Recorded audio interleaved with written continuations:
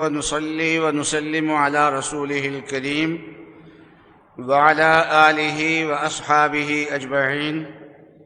اللهم صل على سيدنا ومولانا محمد وعلى آل سيدنا ومولانا محمد وبارك وسلم صلاة وسلاما كثيرا كثيرا. يا رب صل وسلم دائما أبدا على حبيبك خير الخلق كلهم. أما بعد، فقد قال رسول الله صلى الله عليه وسلم: طلب كسب الحلال فريضة بعد الفريضة. صدق الله العظيم وصدق رسوله النبي الكريم. رسول اللہ صلی اللہ علیہ وسلم کا ارشاد ہے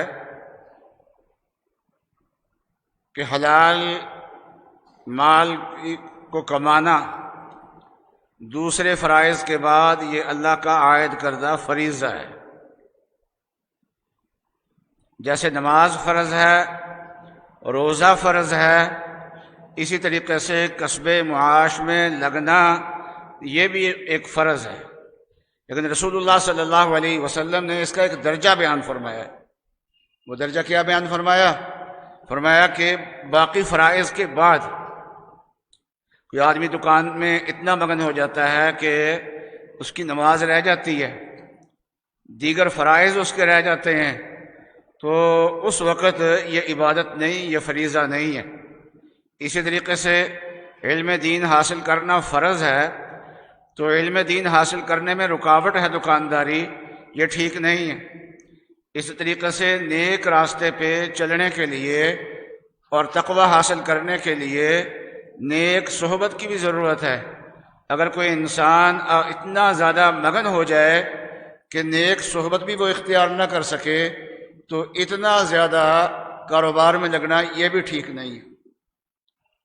شریعت کا مزاج یہ ہے کہ حرام کمائی سے بچنا چاہیے، چاہے معاشرے میں اس کو کتنی زیادہ عزت کی نگاہ سے دیکھا جاتا ہو، اور حلال کمائی میں کبھی عار نہیں محسوس کرنی چاہیے.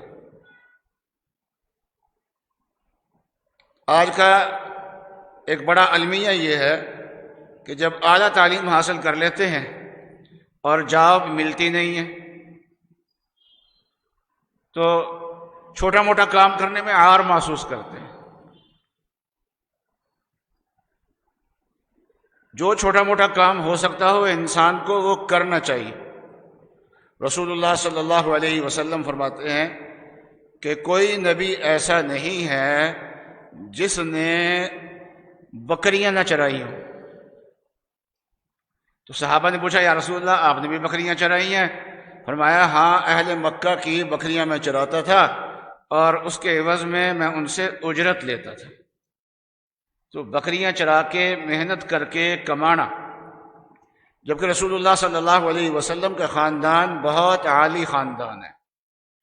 حضرت صلی اللہ علیہ وسلم کا خاندان تاجر خاندان ہے، اور ان کی جو تجارت تھی یمن سے لے کے شام تک پھیلی ہوئی تھی، اور یمن سے شام تک کا جو مسافت ہے یہ کافی زیادہ مسافت بن جاتی ہے. تو سردیوں کے زمانے میں یہ یمن میں جاتے تھے اس لیے کہ یہ گرم علاقہ تھا، اور گرمیوں کے زمانے میں شام میں جاتے تھے تجارت کرنے کے لیے. تو ایکسپورٹ امپورٹ کا جو کام ہے وہ حضرت صلی اللہ علیہ وسلم کے آباء و اجداد نے شروع کیا. اور یہ تجارت کے لیے جاتے تھے، وہ زمانہ تھا لوٹ مار کا زمانہ. تو رسول اللہ صلی اللہ علیہ وسلم کے جو پردادا تھے حضرت ہاشم، خوبصورت بھی تھے، سمجھدار بھی تھے، معاملہ فہم بھی تھے، سیاسی مزاج بھی ان کا تھا. تو ان کی رسائی تھی روم کے بادشاہ تک، اور ملک شام بھی روم کے بادشاہ کے زیر اثر تھا. تو روم کے بادشاہ سے بات کی کہ ہم لوگ تجارت کے لیے آتے ہیں تو ہمیں راستے کا امن چاہیے. تو جہاں تک اس کا بادشاہ کا اثر تھا وہاں تک اس نے امن قائم کروایا، اور باقی جو راستے میں قبائل آباد تھے، تقریباً 1 مہینہ کی مسافت بنتی ہے پیدل اگر چلا جائے تو 1 مہینے کی مسافت ہے. تو اس مسافت میں راستے میں جو قبائل آباد تھے تو ان قبائل سے بھی بات چیت کی انہوں نے، اور فرمایا کہ ہماری تجارتی قافلے یہاں سے گزرا کریں گے تو ان کو امن تم دینا اور تمہاری ضروریات ہم پوری کریں گے۔ جو بڑی تجارت ہو تو اس میں گنجائش ہوتی ہے خیرات کرنے کی، کسی کی مدد کرنے کی گنجائش ہوتی ہے، تمہارا تعاون ہم کریں گے آتے جاتے، اور راستے کا امن تم نے دینا ہے۔ تو ان کی ذہانت کا یہ اثر تھا کہ پورے عرب میں لوٹ مار تھی، لیکن اہل مکہ جس راستے سے سفر کر کے ملک شام تک جاتے تھے یا یمن میں جاتے تھے، یہ راستہ پر امن تھا۔ اور یہ راستہ کس نے پر امن بنایا؟ یہ رسول اللہ صلی اللہ علیہ وسلم کے پردادا کی یہ محنت تھی، اور ان کی ایک ذہانت تھی اور ان کی ایک ترتیب تھی۔ اسی کو بطور احسان کے اللہ تبارک و تعالی نے قرآن پاک میں تذکرہ فرمایا ہے اپنی اس نعمت کا، لِإِيلَافِ قُرَيْشٍ إِيلَافِهِمْ رِحْلَةَ الشِّتَاءِ وَالصَّيْفِ، کہ اللہ کا انعام ہے کہ گرمیوں میں بھی ایک سفر کرتے ہیں اور سردیوں میں بھی ایک سفر کرتے ہیں۔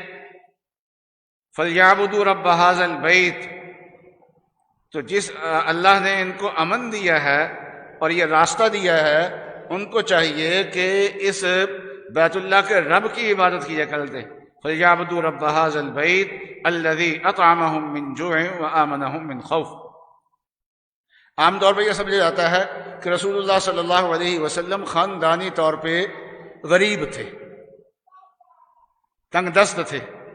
ایسا نہیں ہے، بلکہ حضرت عبداللہ کا، آپ کے والد ماجد کا جو انتقال ہوا ہے، تو وہ اس وقت ملک شام سے واپس آ رہے تھے اور مدینہ میں آ کے ٹھہرے ہوئے تھے،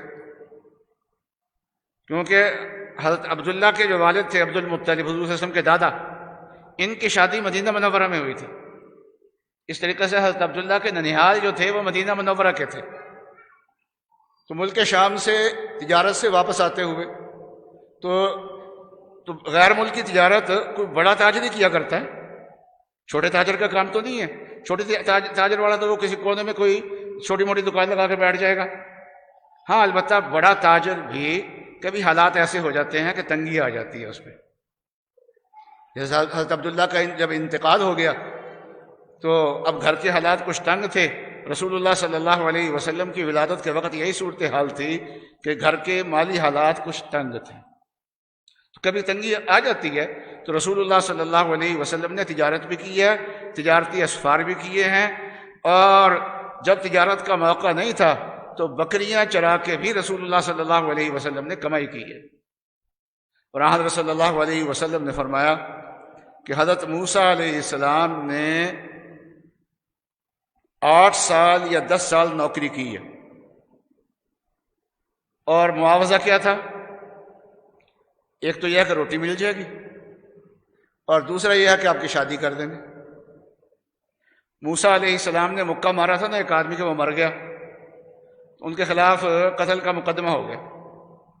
اب موسیٰ علیہ السلام کو کسی نے بتایا کہ آپ کے خلاف قتل کا مقدمہ ہو گیا ہے اور گرفتاری ہونے والی ہے، آپ جلدی نکلیں یہاں سے مصر سے۔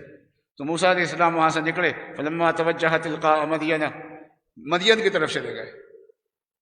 تو مدین میں جا کے وہاں کنویں پہ لوگ پانی پلا رہے تھے، تو 2 لڑکیاں ایک طرف ہو کے کھڑی تھیں۔ تو موسیٰ علیہ السلام نے ان سے پوچھا کہ بچیوں آپ یہاں کیوں کھڑی ہو؟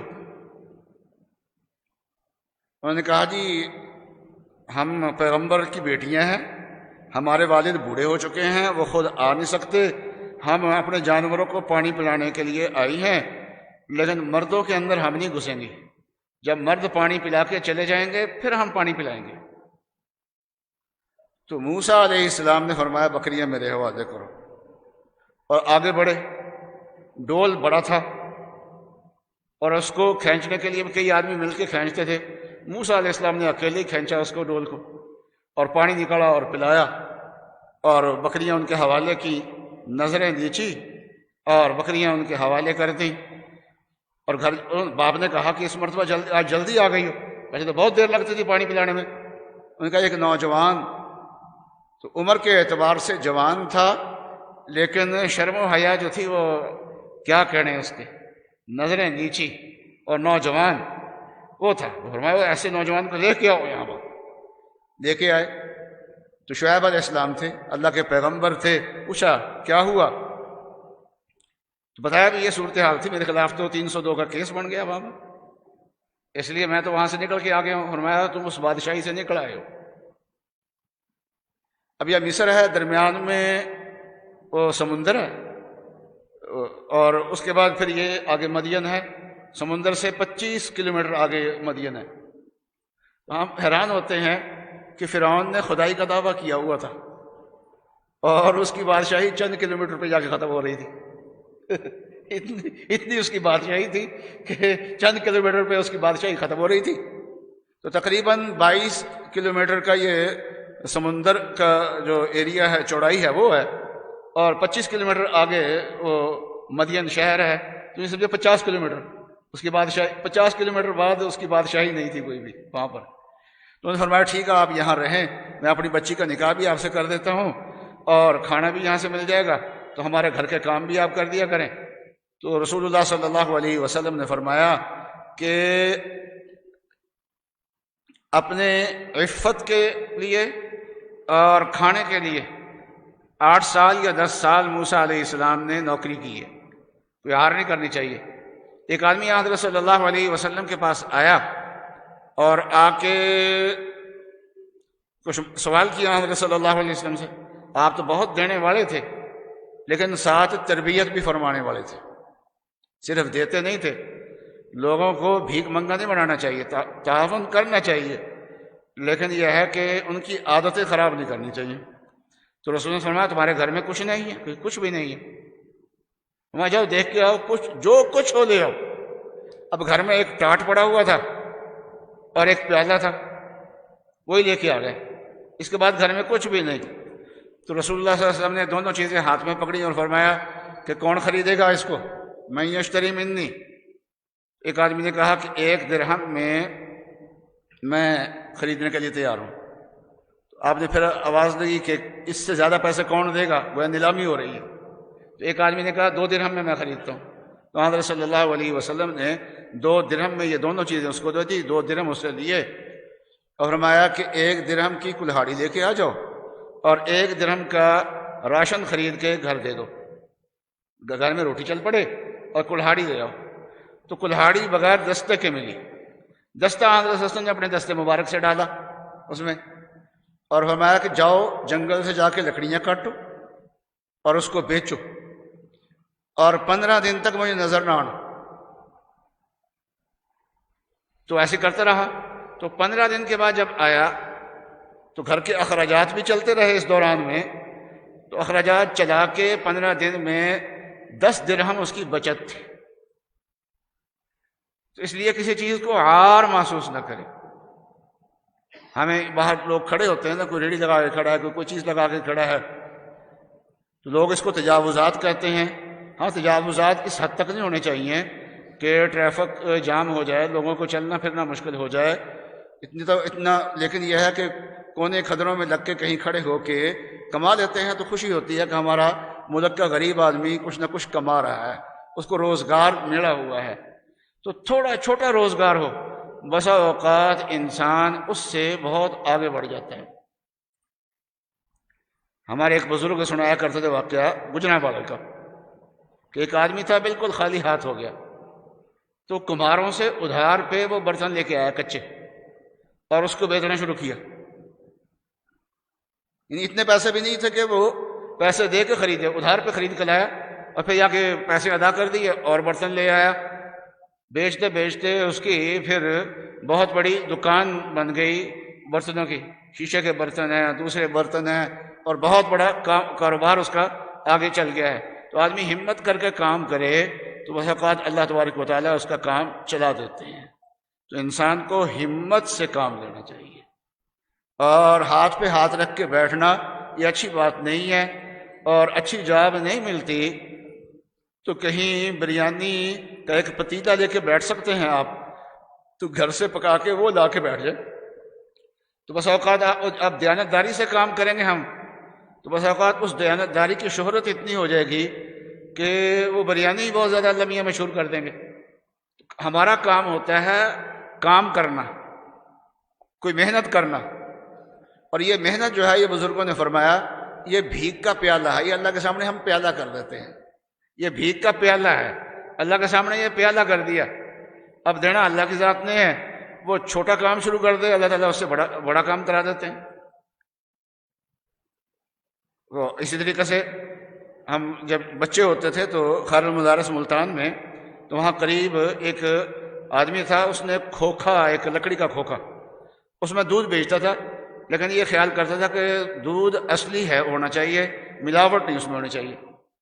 دو بھائی تھے، ایک دکان پہ بیٹھتا اور ایک خود جا کے اپنی نظروں میں، اپنی نگاہوں میں بھینسوں کا دودھ نکلواتا اور وہ خالص دودھ لے کے آتا۔ تو تقریباً 1 گھنٹہ کام اس کا صبح کو چلتا تھا، دودھ تو کافی لیتا تھا، لیکن وہاں رش اتنا ہوتا تھا جس کی انتہا نہیں، اور اتنا کام جو ہے وہ گھنٹہ 1.5 گھنٹے کا شام کو ہوتا تھا اس کا کام۔ لیکن ہے کہ اسی کھوکھے سے اس نے بہت ساری زمینیں خریدی اور بڑا ذمہ دار بنا۔ تو آدمی چھوٹا سا بھی کام شروع کرے اور دیانتداری سے کرے تو بس اوقات اللہ تبارک و تعالیٰ اس پہ چاہے عالم ہو۔ بہت سے لوگ علماء کو عار دلاتے ہیں کہ عالم بن کے آپ نے دکان پہ بیٹھنا تھا، عالم بن کے آپ نے یہی کام کرنا تھا، تو عالم کے لیے یہ عار کی بات نہیں ہے۔ اگر بکریاں چڑھانا اور کسی کے رقم لے کے، حضرت خدیجہ رضی اللہ تعالیٰ عنہ کے رقم پہ رسول اللہ صلی اللہ علیہ وسلم نے تجارت کی ہے، تو کسی کے رقم لے کے تجارت کرنا اگر یہ نبی اکرم صلی اللہ علیہ وسلم کی شان کے خلاف نہیں ہے تو یہ ایک عالم کی بھی شان کے خلاف نہیں ہے۔ عالم کے لیے بہتر یہ ہوتا ہے کہ دین کا کام کرنے کا موقع ملے تو دین کا کام کرے، اور اللہ تعالیٰ کسی سے دین کا کام لے رہے ہیں تو اپنی ساری صلاحیتیں اس پہ لگانی چاہیے اور اللہ پہ بھروسہ کرنا چاہیے، اللہ تبارک و تعالیٰ اس کو عطا فرمائیں گے۔ لیکن یہ ہے کہ اگر یہ صورتحال نہیں ہے تو بہت سارے کام ہیں ایک عالم بھی کر سکتا ہے، تو کسی کام سے انسان کو عار نہیں محسوس کرنی چاہیے۔ اللہ تبارک و تعالیٰ مجھے اور آپ کو توفیق عطا فرمائے۔ وآخر دعوانا ان الحمد للہ رب العالمین۔ الحمد للہ رب العالمین الرحمن الرحیم مالک یوم الدین۔